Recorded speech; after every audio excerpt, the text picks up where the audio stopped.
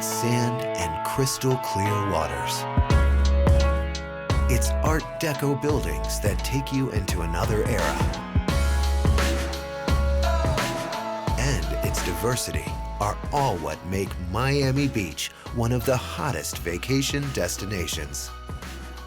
On average, of the 10 million tourists that visit Miami, 35% are staying in Miami Beach hotels. In 2010, while the nation was still suffering from an economic downturn, the Greater Miami and Visitors Bureau saw record-breaking numbers, including more than $8 billion in total overnight visitor spending in Miami Beach alone. And this year, the numbers are even greater. Tourism actually is doing very well right now, and I think one of the things that people don't realize is that the city of Miami Beach has now outpaced New York in terms of international tourism. The city of Miami Beach's overall tourism is about 44% international, whereas in New York, which we all think of such a cosmopolitan city, is only in the 20 percentiles. Leading the pack in international tourism is Brazil. The favorable exchange rate and low retail prices attracted 1.5 million Brazilians to the U.S. last year, and most of them came to Florida.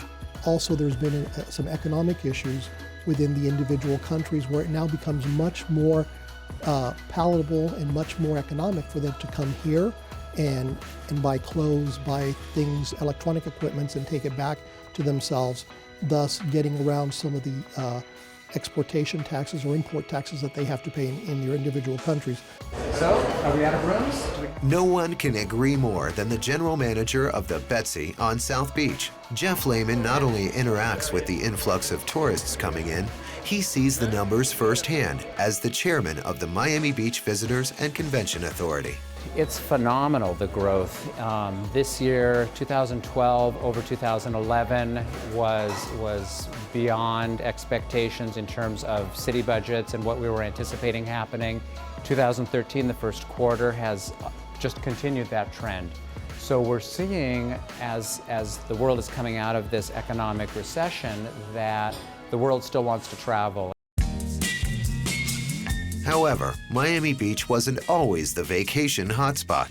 According to Lehman, it was a hidden gem for a long time. It had its glory days among domestic travelers in the 1960s.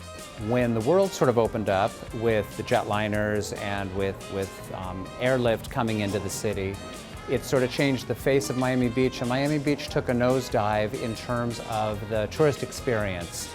It was allowed to just exist, but it really wasn't paid attention to in a way that it could grow along with the rest of the tourism world.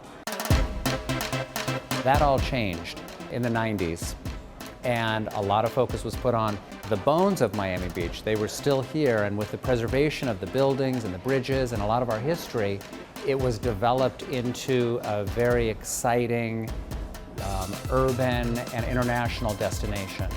Today, new cultural centers line up the streets of the new Miami Beach, including the New World Symphony, Bass Art Museum, and much more. 20 years ago, we had a few good restaurants and a lot of interesting clubs and a great beach.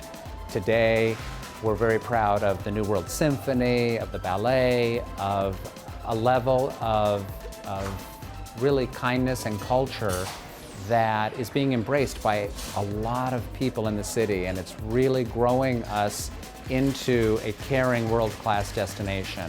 And the city's not done yet. Plans are in the works to redevelop one of Miami Beach's long-standing buildings, the Miami Beach Convention Center. It would be one of its biggest projects yet.